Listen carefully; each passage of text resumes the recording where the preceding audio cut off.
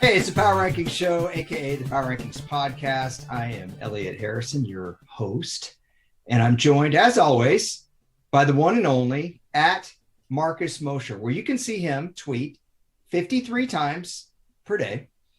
Ooh, about some really good football I was gonna say stuff. that's a bad day. If I'm only tweeting 53 times, I must have been busy that day. I'm a little disappointed in you right now because you had a sweet shirt on, and I thought for sure after I ruined our sponsorship with Spectrum last week, I thought TJ Maxx was going to be all over us this week. And no. What happened there? That's an Old Navy shirt that I had on before. So shout out to Old Navy. This is a TJ Maxx polo. So TJ Maxx. I like it. Thanks. Well, maybe next time. I'm wanting to talk with my hair right now. I've got like bangs in my face. Can't get my camera right. I put some good Star Trek fodder in the background though for you, home slice cheese money. I also put my notes on an iPad because you're tired of hearing me complain that I can't read my own stuff anymore. Yeah. So anyway, we've got a lot to get to. Any thoughts off the top about week 6, what we just saw, or last night's game? I do, Elliot. This was the week of running backs don't matter. I know we talk about this every week, but we saw Alex Khalil Herbert alert. Khalil Herbert alert. Khalil Herbert had over 100 yards, averaged 5 yards per carry. We saw Alex Collins, who was out of the NFL for multiple years, have 100 yards against Pittsburgh. The Baltimore Ravens had 3 washed-up running backs score touchdowns on Sunday with Devontae Freeman, Le'Veon Bell, and Latavius Murray. However, Elliott, that's not what I want to talk about today. I want to talk about the running back in the NFL that may actually matter, Derrick Henry. I mean, he just gets better and better by the year. I mean, what he did on Monday night against the Bills was fantastic. Yeah. I haven't seen a performance like that in a while. I love Derrick Henry. He might be the only one that matters. Just say it. You know, I sent a tweet out last night late that he's probably going to run for 2,000 yards again this year, especially with 17 games. And if he runs for 2,000 yards this year, he pretty much doesn't have to do anything for the rest of his career to make the Hall of Fame. I voted the last few years, and yes, voters want to see accumulated totals, some of them, but Calvin Johnson got in, Marcus first year, and Calvin Johnson's numbers aren't as good as other receivers because Calvin Johnson only, and I'm putting that in air quotes for those of you guys that are listening and not watching on Brinks TV, that, 9 years is a good career, but Calvin Johnson is way behind other receiving leaders. And Derrick Henry, if he's got 2,000-yard rushing seasons, a 1,500-yard rushing season, a really great postseason run in 2019, and a 99-yard individual run against the Jags. Only Tony Dorsett, who's in the Hall of Fame, has that. This guy is a bona fide Hall of Famer. So differently? I got a question for you. Since you pride yourself in being an NFL historian, at their peak, who was a better runner, Adrian Peterson or Derrick Henry? Oh, man. Wow. I want to say Adrian Peterson because I feel like he could do a little bit more than Derrick Henry in terms of the style of run, making guys miss, get off on a straight sprint, or Adrian Peterson was more physical than Derrick Henry. He was, but Henry has the longer runs, right? Like you look at their career, Henry has far more runs, like touchdown runs over 50 yards than Peterson, but Peterson was certainly the more bruising style running back than Henry.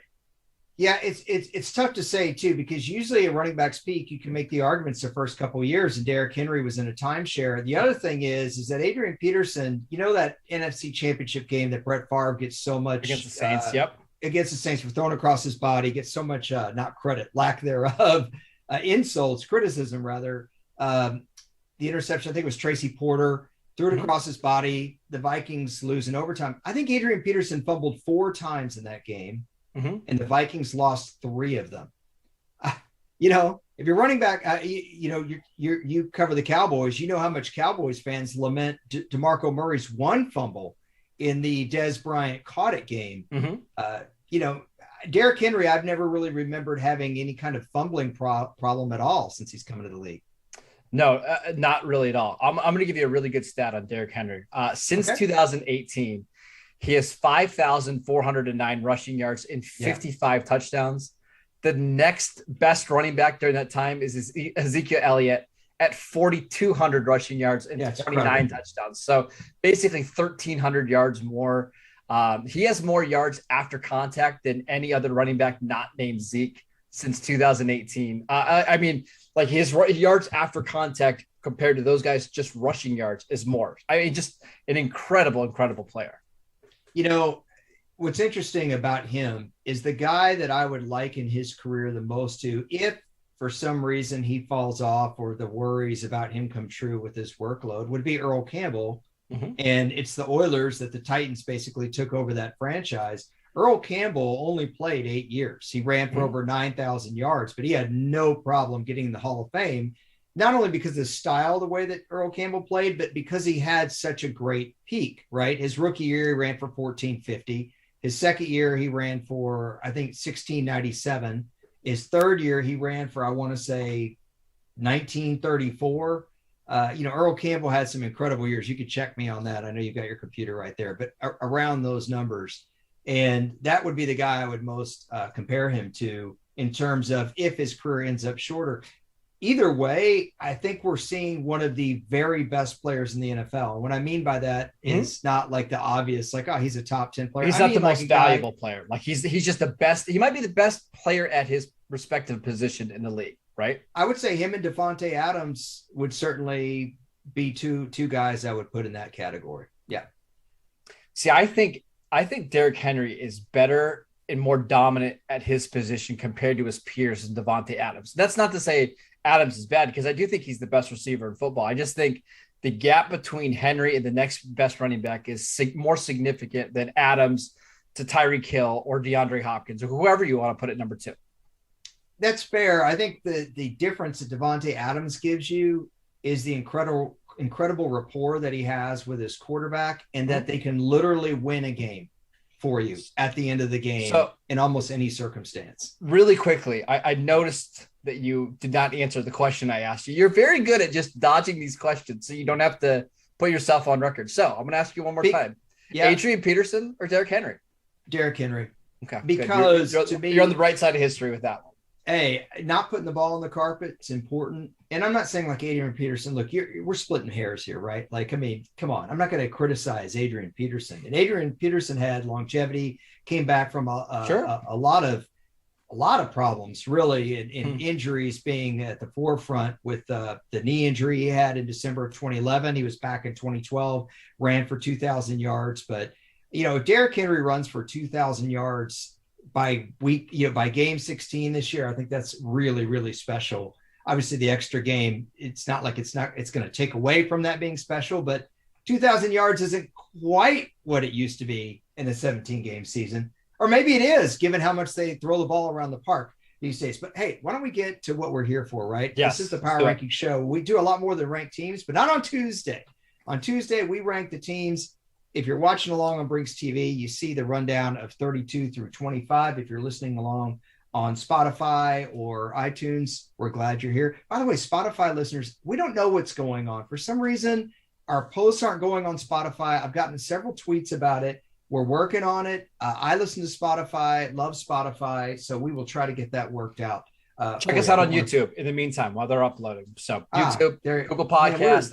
It's all over the place. Wherever you get your podcast, we're here. I'm running for 2,000 shameless plugs before the end of this podcast. All right, let's start with number 32. I've got the Miami Dolphins. These are my power rankings. Marcus tends to agree half the time. I don't know if he agrees on this one. We'll find out in a second. But I would just say about the Dolphins, where do they go from here? Tua had over 300 yards passing, but a lot of people still don't really have faith in him. I know a lot's been made about Waddle and that in getting him, Marcus. I know you're big on that. He's averaging 8 yards a catch. Yeah, it's awful. 8 yards a catch. That's nothing. Maybe they could have beaten the Jaguars, but you know what? They didn't. And the Jaguars haven't beaten a team in a really, what was that losing streak up to now for the Jags? A long time. I'm just really glad that I didn't pick I'm glad I didn't pick the Dolphins last week to beat the Jaguars, because that would have been really, really dumb of me to do that. So don't go listen to the Picks podcast. Don't do that because you will not like what you hear. No, we said this last week, but I think the Miami Dolphins are the most disappointing team in football. They thought they were going to be a playoff team this year after winning 10 games last year. It's just not working. I don't know if they need to get rid of Brian Flores, if they need to change a quarterback. I don't know, but whatever it is, it's not working out well. Well, the defense isn't working. No, the defense has had their problems, and I thought this team felt like their defense would be a lot better than this. It's not all on the quarterback or Gaskin or Waddle. There's a lot of questions to be had all the way around, including with the coaching staff. At 31, I've got the Jags who just beat them. Big win for that team. You could argue whether or not they were the better team on the field, I guess. But at this point, the way the Dolphins have been blown out, the fact that the Jags did beat them in London, at the end of the game, and everything that's gone on with that franchise in terms of organizational turmoil because of the head coach, it's a huge win for them. Trevor Lawrence playing really well the last 3 weeks compared to where he started. 3 straight games of a passer rating of at least 92 for Trevor Lawrence. It's not fantastic, but it's not bad either. Like, this bad team isn't getting Lawrence frustrated and getting him down. He's playing well.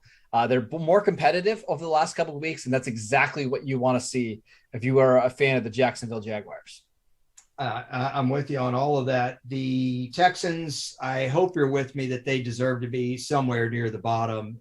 They got destroyed by the Colts. I think the score was 31-3 in that game, which was really disappointing given how tough they played the Patriots the week prior. But right now, the Texans, kind of like the Dolphins, where do they go from here? Do you believe in Davis Mills as a future prospect? Perhaps you do. But I'm just not sure about the rest of that football team right now. And what is their upward trajectory in your mind for this team? Of course, the Whitney Merciless stuff was going around the last few days as well. No, I don't think so. I actually think it's going to get worse before it gets better. I think as we inch towards the trade deadline, they're going to try to do right by a lot of these veterans. Like, maybe Brandon Cooks gets moved. Maybe some of these, veteran defenders get traded, because there's no future here with them. Moving to somewhere else where they can go compete for a playoff spot, I think things are going to get much, much worse for the Texans this year. Yeah, they're not good enough also to mitigate a -3 turnover diff, which is what they had against the Colts. Jets were on a bye this week. This is more time for Zach Wilson, but I pulled up their schedule here for the next 4 weeks. Bro, I mean, when I say bro, I'm about to say something really serious, okay? They're at the Patriots. They've got the Bengals. They're at the Colts, and they've got the Bills. Do the Jets sneak a win out of there somehow? I think the Bengals is a little bit of a trap game for Cincinnati, more so than a game the Jets can win. But no, that's rough. I think those are 4 straight losses. Yeah, not a lot to say about the Jets on a bye week. Obviously, guys get healthy. I don't know that bye weeks at this stage of the season are where I'd want to have them. I never – well, they are coming back from London, though, remember. So I understand that. I understand that. But just from a holistic view of the entire league, I don't think I'd ever want to be a team that I was on the first round of buys. I'd rather have it either closer to midseason or just after the midseason mark. I wouldn't want to have it in December. I think the Eagles have their bye week. That's just a tease, right? It's a tease because you're like 3 weeks away from being on vacation for the rest of the year, and you've got one week off. So poor Eagles. That's the last time you'll ever hear me say that. Yeah, we got to look that up. I got to know when it was ridiculous when I saw that when their bye week. I think it's there's some week 13 buys, I believe, this year, which is, I think, the latest we've ever had them before. So yeah, it's very possible. Man, oh man. Okay, I've got the Giants at 28, and Marcus, I watched, unfortunately, a really large portion of that game, and I'm embarrassed to say. Well, I shouldn't be too embarrassed because I watched Atlanta, New York. But I will say this. It's very rare when you watch as much football as you and I do that you see a team that literally looked like it had no interest in being competitive in the second half of a game, where it looks like guys are catching blocks on defense, or where the offense, it was really more their offense that could do nothing. I didn't agree with the decision to play Daniel Jones in this game. He did not look good. There was nothing about the Giants that looked good in that game. So this is the downside to having this tough coach that makes you run laps when you mess up in practice, because if you don't start winning games, the players start to tune you out. And I kind of think we saw that on Sunday, Elliot. The effort that the Giants had, especially on defense, was awful. To me, it looked like a team that's kind of quit on their coach. Not great for Joe Judge and the rest of that coaching staff, because that team is bad. Yeah. On a day that they honored Eli and Coach Coughlin and the Super Bowl team, they just they looked awful. There's really no other way to put it. And so did the Lions at 27. You've talked about at length that you thought the Lions were the worst bad team in the league. The Lions have lost some really, really close games. You saw Dan Campbell get very emotional last week. And then they came out. I thought they were going to play Cincinnati really tough. I didn't pick them to win. As you know, I've been very high on the Bengals since the preseason. This was awful for that team. I mean, this was a clear 5 steps backward in my mind. Did you see it differently? I think Detroit played Cincinnati pretty tough in the first half. It got away from them in the second half a little bit. The Bengals had some big plays. Jared Goff did not play well. But I'm gonna point to the effort again. Dan Campbell's team plays with significantly more effort than Joe Judge's team, and that's why I agree with that. That's why I can't have Detroit below the Giants right now, despite Detroit not having a win yet. But we can't keep saying about Detroit that, hey, man, they played tough in the first half. Well, that one they did. Exactly what we said about Green Bay. They played tough in the first half, and then the second half they fall apart. And Jared Goff averaged less than 5 yards per attempt, okay? That's awful. 42 pass attempts, 202 yards passing. I've been monitoring almost every week his yards per completion. 28 completions, and you only get 202 yards. What does that speak to? Dump. Trent Edwards being captain check down. Give me a break. Like, this is really bad at this point. Yeah, I mean, I don't know what Detroit's going to do anyways. They have multiple injuries on their offensive line. Their receivers are all decimated with injuries. They've got a tough schedule coming up. It's going to be hard for them to get a win. I don't know. If you looked at, I saw some, I'm trying to remember who posted on Twitter an all 22 look of what Jared Goff was seeing, and he had several receivers open and he took a sack. And he also threw the ball. He threw the ball away on 4th and 4, by the way. Yeah. This reminds me a little bit. Sometimes quarterbacks can get discombobulated, I think, just mentally, because they're not playing with confidence, and they're much better than what we've seen. I still remember watching a Sunday night game with Alex Smith. I think it was 2010. They played the Eagles, and Alex Smith wasn't seeing guys open on the field, and Chris Collinsworth pointed it out on the broadcast. And the next year, Jim Harbaugh got in there, steadied the ship. Well, kind of. That ship, I don't know, was ever steadied during that whole relationship with the front office. But in terms of on the field, who was calling plays for Alex Smith, and we saw him improve greatly. And I see a lot of similarity with him and Jared Goff. Now, Alex Smith, I think, was a better athlete than Jared Goff, but Alex Smith was the number 1 overall pick when he was like 21 years old. Jared Goff was number 2 overall when he was like 21 years old. With the right staff or the right mentoring, I do think Jared Goff's career could be resurrected here.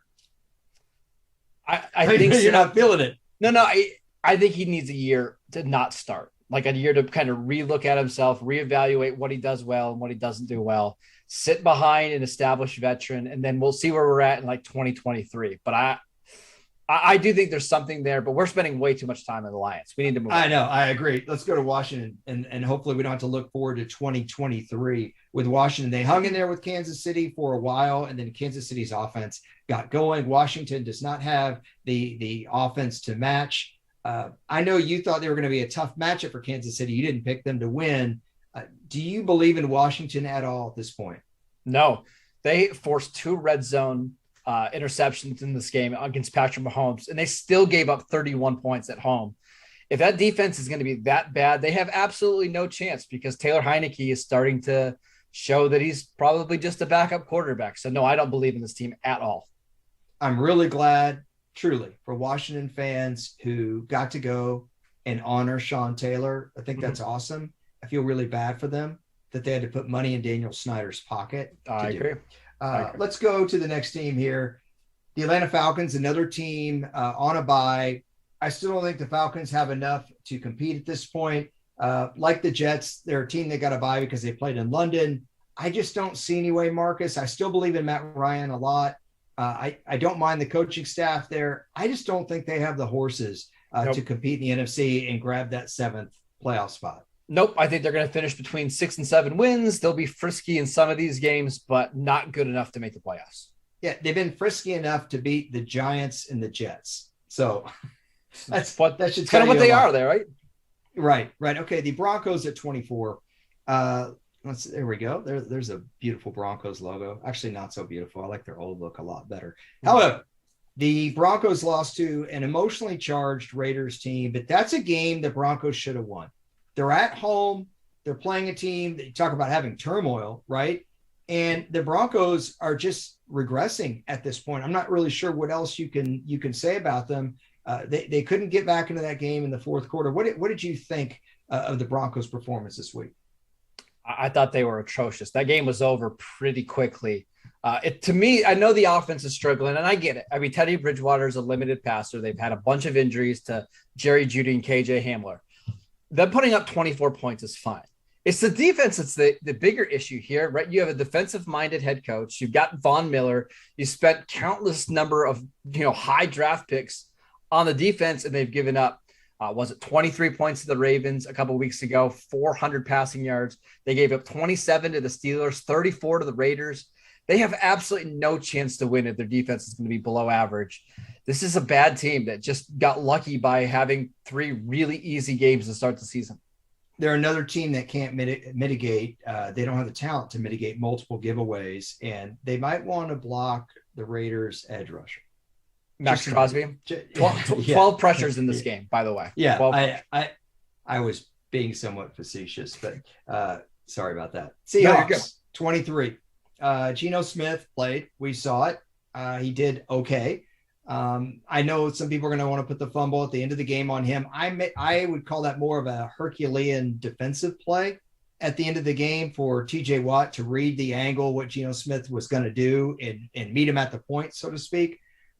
That said, Seattle's offense did not get going until they just pounded the ball in the third quarter with Alex Collins over and over again. I think that's their recipe if they want to stay competitive until Russell Wilson gets back. Seattle's in trouble. They have a game against the Saints this week, and the schedule gets harder and harder as we get into November and December. Sitting at 2-4, they probably can only afford to lose a couple more games if they want to be a wild card team. That's right. I think they're in a lot of trouble right now.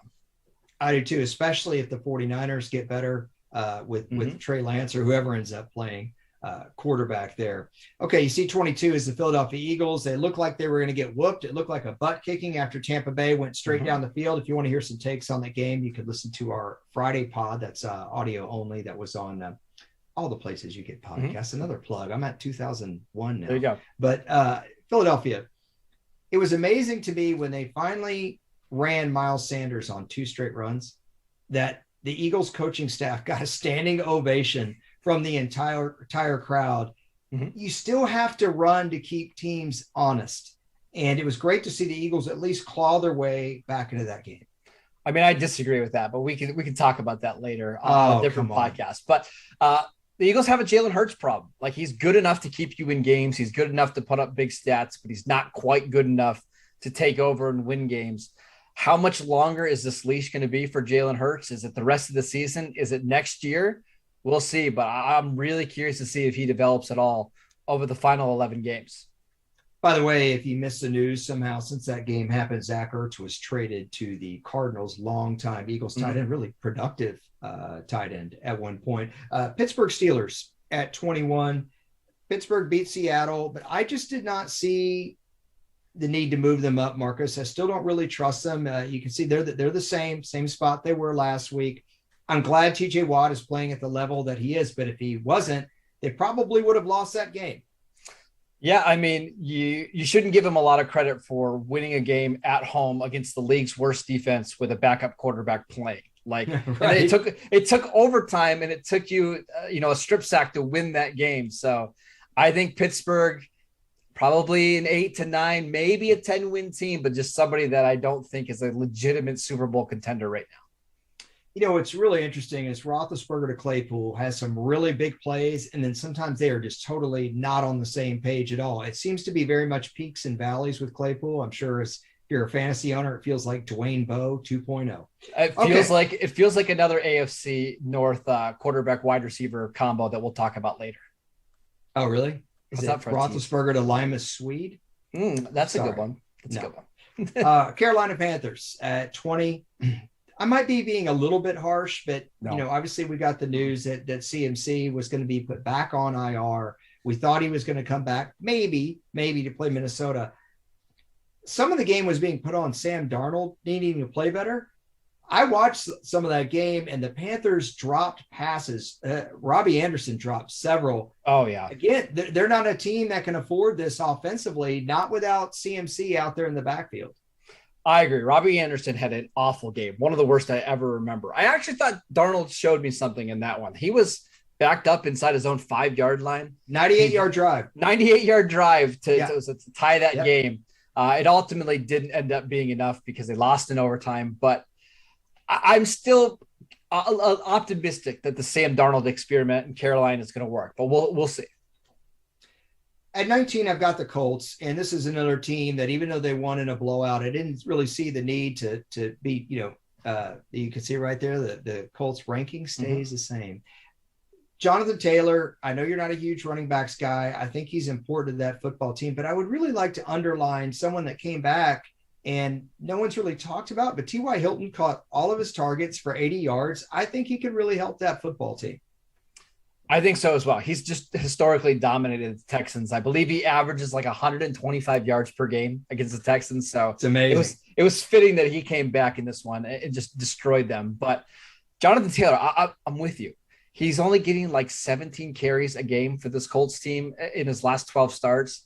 I think he needs to be like in the 22, 23 range because, listen, I'm not going to say this often, Elliott, but he's good. And he might matter. So, give him as many touches as possible, please. Yeah, T.Y. Hilton, I think, had a Sunday night game against Houston where he caught 3 touchdown passes. I remember he caught a 40-yard ball from Matt Hasselbeck on Thursday Night Football one time to seal the deal against Houston. He has had some really big games against him. The Raiders have had some big games in their history against the Broncos. Those teams have been going at it since 1960. They're both original AFL teams. This was a huge win for the Raiders, any way you put it.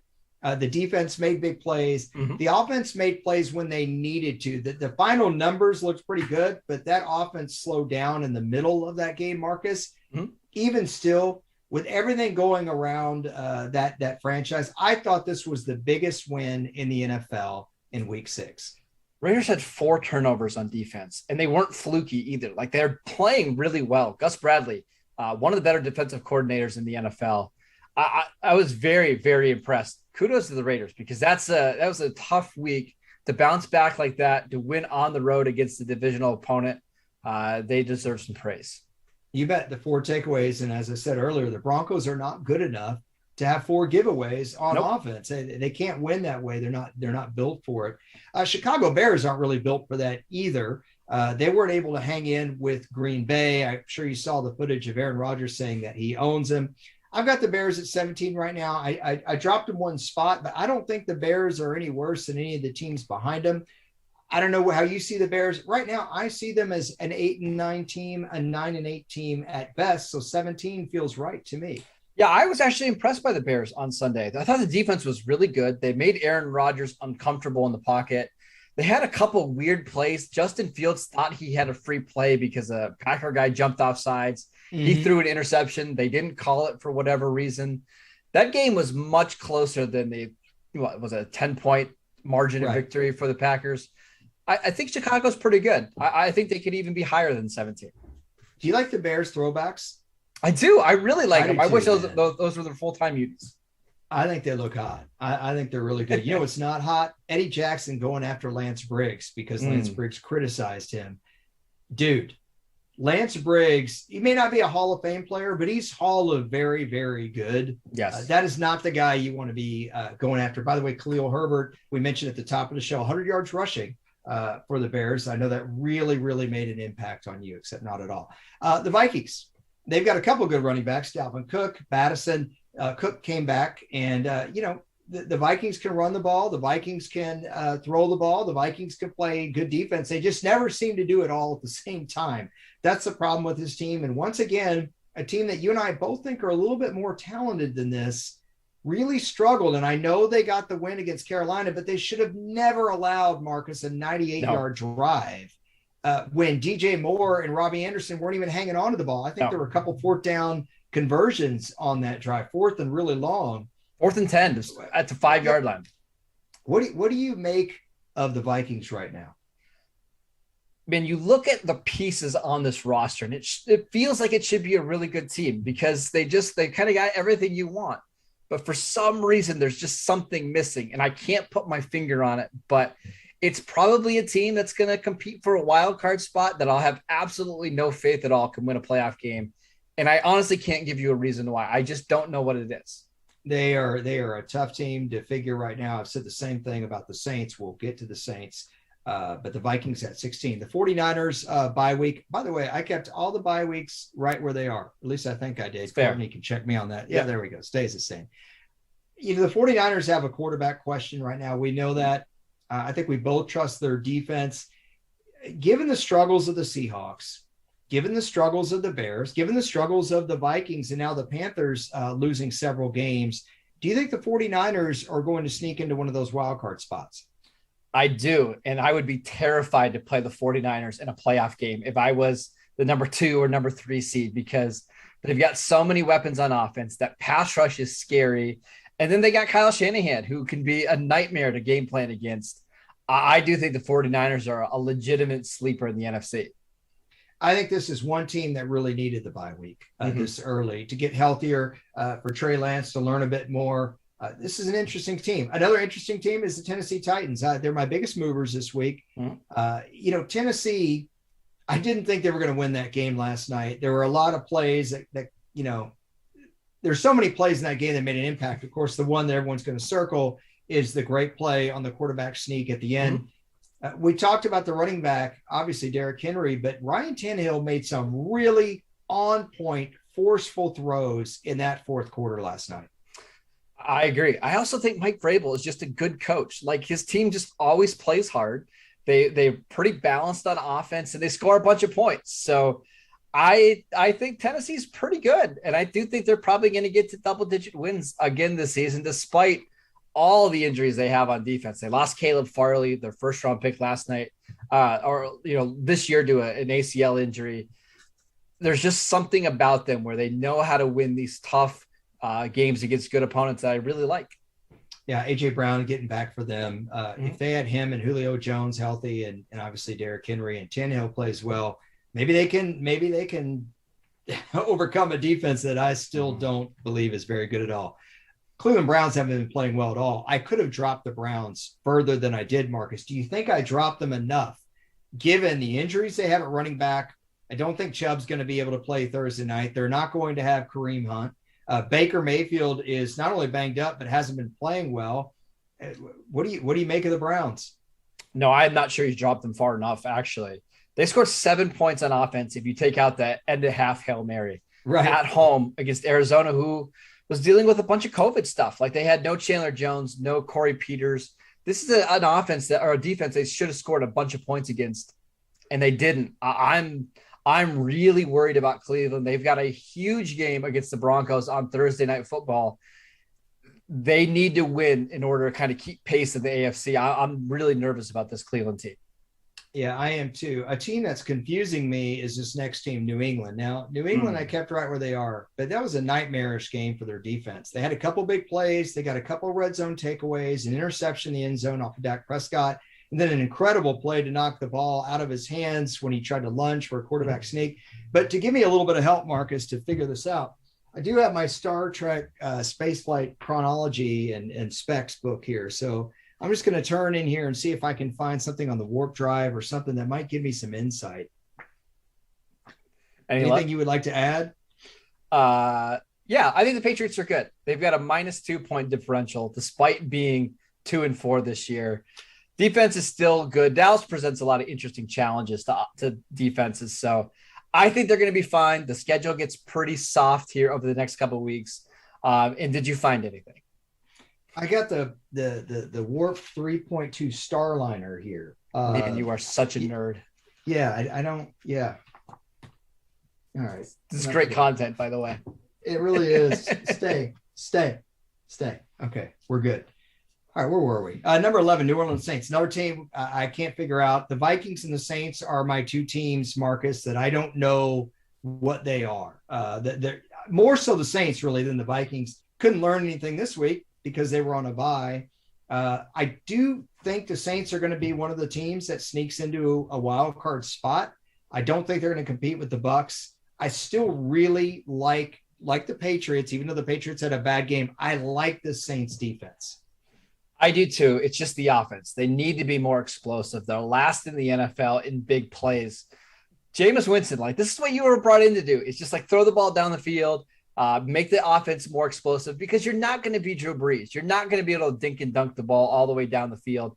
Create big plays in the passing game. The defense will take care of it. Whoa.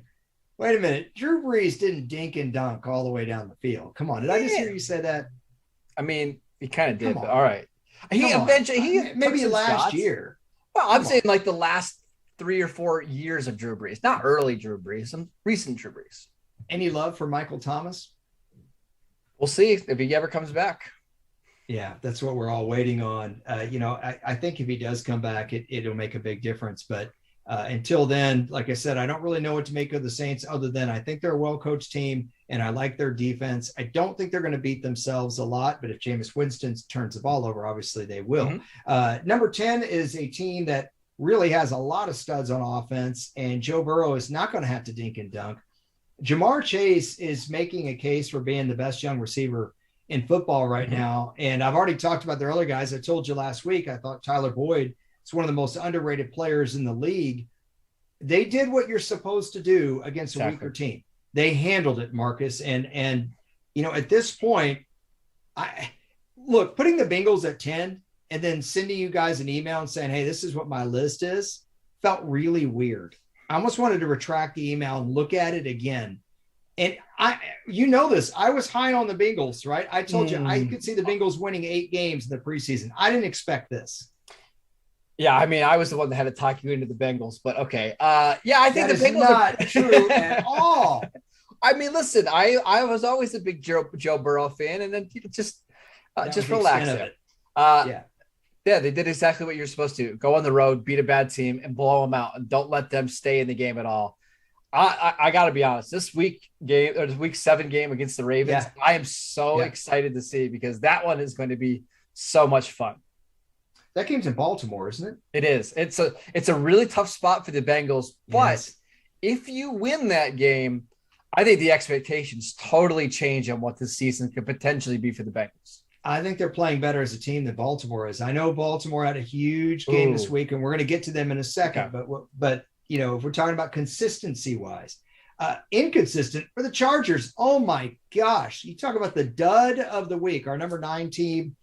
Maybe I should pull out the Star Trek specs again, because I have no idea what happened. Justin Herbert had a really hard time. The Ravens secondary played great. We're going to get to them in a second, but the Chargers, there was nothing fluky about that game, Marcus. They were beat at the point of attack. They were beat offensively. They were beat defensively. The Chargers could not stop the run, and you just called all the Ravens running backs Nate Solder. You said they were all washed. So, yeah. I see your tweets. Tweets. I don't lie. I try to tell the truth. Yeah. The Chargers were just dominated up front on both the offensive and defensive lines. Like, they just mashed them, and the Chargers couldn't do anything to respond back. It was a very, very concerning loss for the Chargers. However, I think it was more impressive by Baltimore than it was a bad performance by the Chargers. But we'll get to the Ravens in just a second. Yeah. Okay. Kansas City's my 8th team. And the Kansas City Chiefs went into Washington, looked like they were going to dilly-dally again. They kind of did. But then in the second half, they took over. And I know a lot of people were speculating, boy, the Chiefs look off. They don't look like themselves. And then you look up at the end of the game, and they have 500 yards of offense and over 30 points. Even the defense made some plays in this game, granted the competition, but maybe we should give the Chiefs a little bit of credit in the fact that they've also played some really tough teams this year, tough matchups, Baltimore, Buffalo, Cleveland week 1 with that rushing attack. Tough team. Yep. Maybe we've been a little too hard on Kansas City. I don't think we've been too hard, because these are games they're used to winning, at the end, and, they just haven't. So I'm not particularly upset with where we ranked them over the last couple of weeks.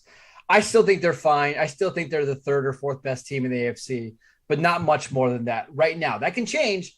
This is a team that typically gets better as the season goes on, but I'm fine with ranking them 8, 9, even 10 if you have to. Well, one of the teams they lost to that we talked about, tough competition, Baltimore. We've already talked about Baltimore a lot. I think the thing that impressed me the most about the Ravens in this game was the rebound of their secondary. Mm-hmm. Their secondary played some real football. The front end and the back end were working together. They stopped a very tough offense.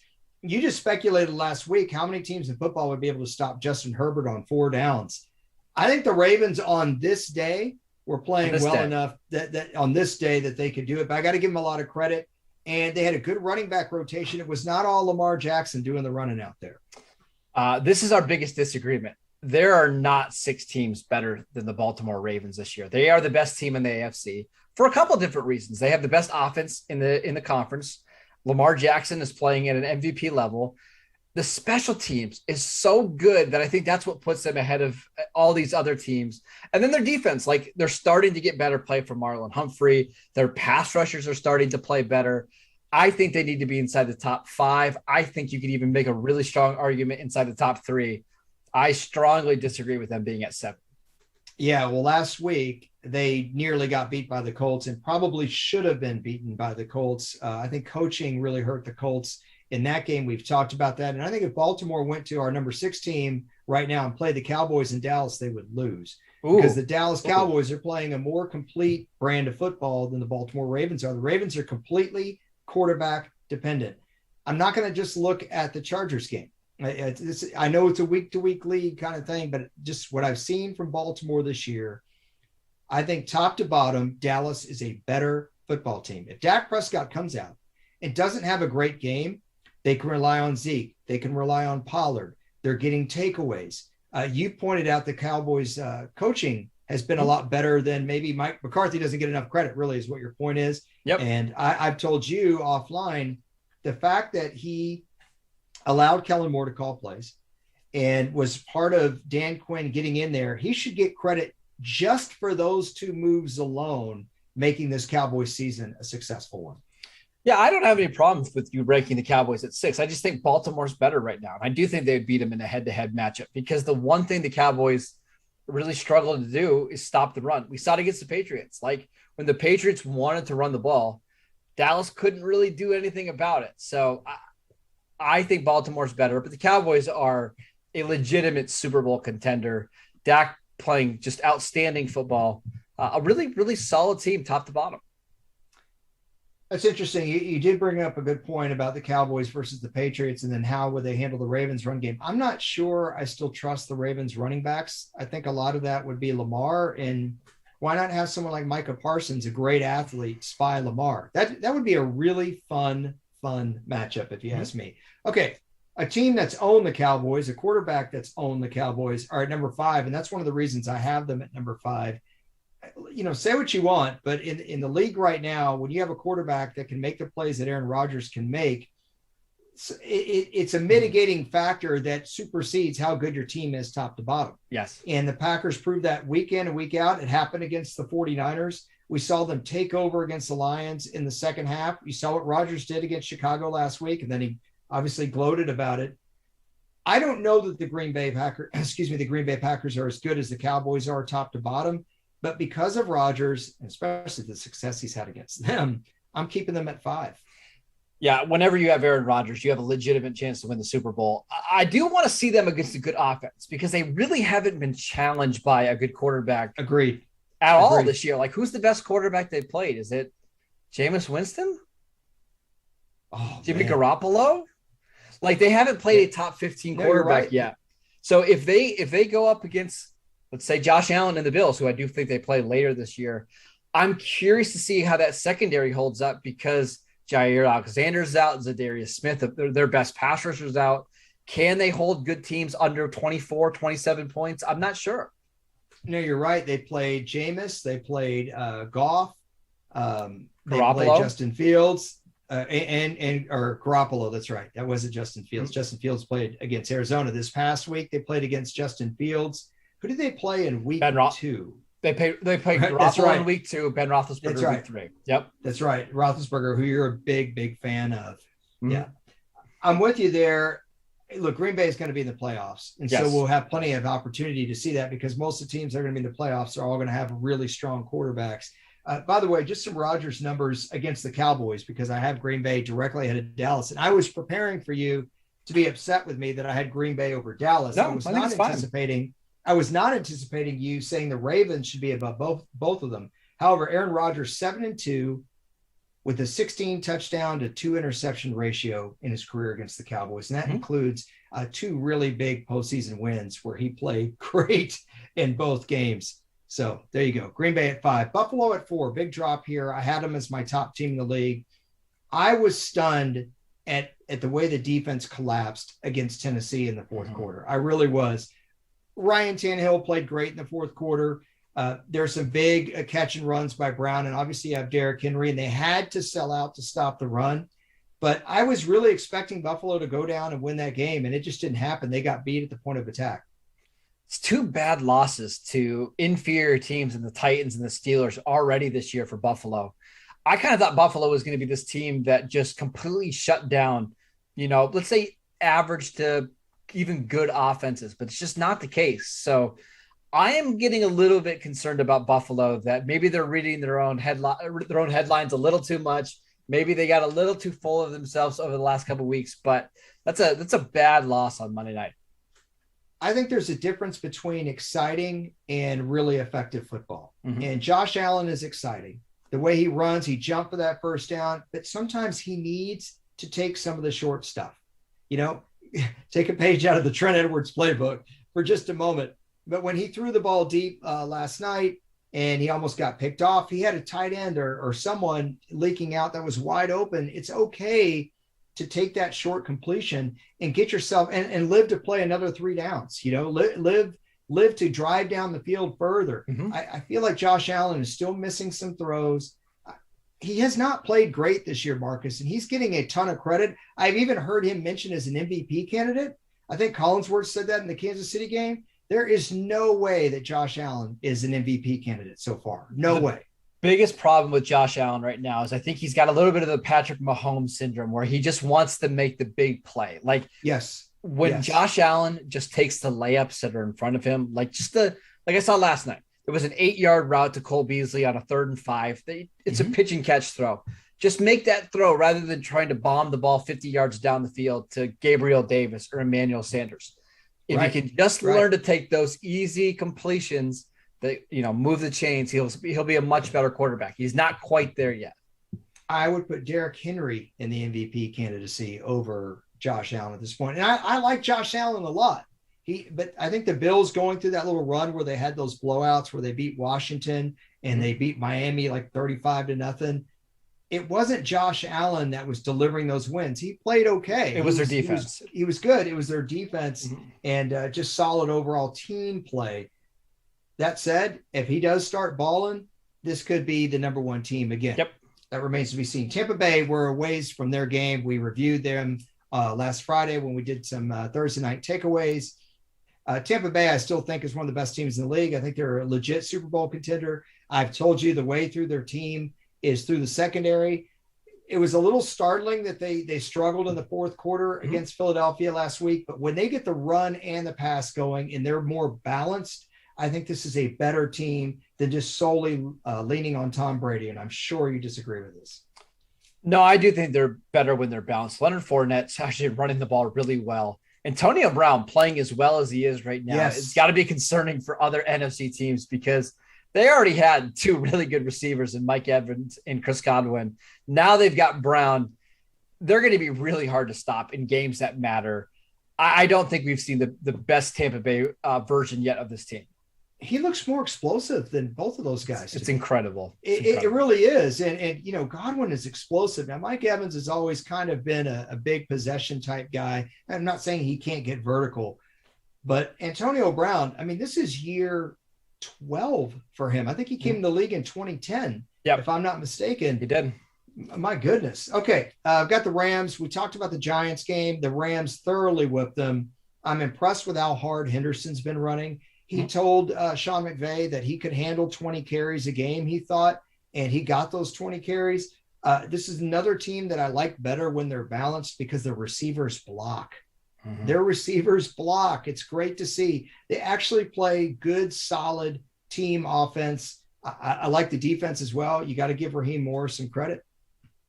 Yeah, they won 38-11. It was 38-3 at one point in this game. Yeah. And I don't even think the Rams played their best football game yet. Like, they were still sloppy a little bit on offense. They had a turnover right before halftime. This Rams team, the ceiling is just so much higher, I think, than any other team in the league. It's why I still think they're the favorites to win the Super Bowl. I would have them at number 2 like you do, but I think they're the best team in the league right now. So why would you have them at number 2 if they're the best team in the league? Because how can you rank anybody else but the Cardinals at number 1 right now when they're 6-0? Hey, you got to put it out there. You think the Rams are the best? I mean, listen, the Cardinals beat them. The Cardinals beat them, but you're looking at handily. Right. I think you're looking at what these teams are going to look like in January rather than what they did in early October. I just think the Rams, once Stafford has, 17 games under his belt in the Sean McVay offense, they're going to be the best team in the league. Well, that's not what I'm doing here. I'm looking at how they are right now. And, in my mind, the Cardinals, there was nothing fluky about that win. That game was in Los Angeles. The Cardinals handled them throughout the game. I will say in that game, Matt Stafford was off. And I'm not talking because the defense pressured him more. Just missed throws. He just missed some throws that he doesn't normally miss. I still don't know that they would have beaten the Cardinals in that game because the Cardinals had such control and the Cardinals moved the ball at will. I was really impressed with the way they played in Cleveland. And you're right. One of the scores Cleveland got was a Hail Mary to Peoples-Jones. So there is no way to me that you could put the Cardinals out of the top spot. That said, in the postseason, they're going to have some real challenges, just like you talked about with Green Bay's defense. When you think about the NFC quarterbacks that are most likely going to be in the postseason, let's think about who they are.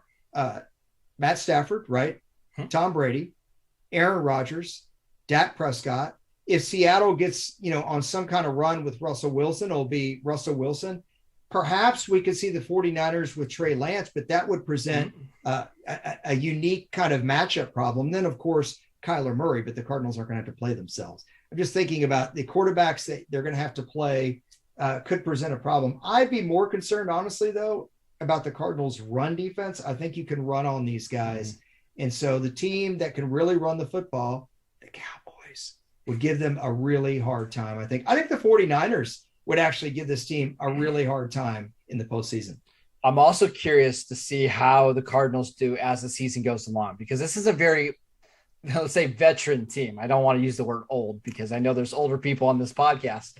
I don't want to offend them, but listen, it's a team that's relying on a lot of guys that are kind of past their primes, right? Even JJ Watt and AJ Green and some of those guys. They've got to be number 1. I'm just a little concerned about how it'll translate to the playoffs. I don't really appreciate you calling Courtney old. I mean, I think Courtney works really hard and it's not right. And it really offends me, quite frankly. Just looking at the Cardinals schedule going forward, do you know who they play this week? Is it the Lions or Texans? No, the Texans. Yeah, I think there's in Arizona, no less. Yeah, I looked at that line. I'm going to be a spoiler. I think it's like a 17.5 point line. For that. I thought you didn't want me to know the lines, bro. It's going to change by Thursday. Just relax. We'll pick that game. We'll talk about it. And we'll make our best bets. Bro? Who says bro anymore? Oh, yeah. No. What's going on, Hoss? That's even worse. They got Green Bay after that, and then they're at San Francisco. Looking forward to that game at the 49ers. Yeah, should be interesting this year in the NFC, but right now the Cardinals, to me, are the clear number 1, not only in the NFC, but also in the league. Courtney, I'm sorry about Marcus's decorum here. We'll talk about it offline. Actually, there might be something here in my Star Trek manual. I'll stop about that. Listen, this has been over a 50-minute pod. Yeah, we need to go. We got things to do. Do you have anything else that you need to get out before we go? Yeah, I do actually. Apple Podcasts, Google Podcasts, wherever you get your podcasts. We're on YouTube. We're on Brinks TV. Check us out wherever you get your shows. Yeah, except for the fact that Marcus can't get our podcast uploaded on Spotify. That's a good boy. We will. Yeah. All right, bye, guys. guys. We'll see y'all.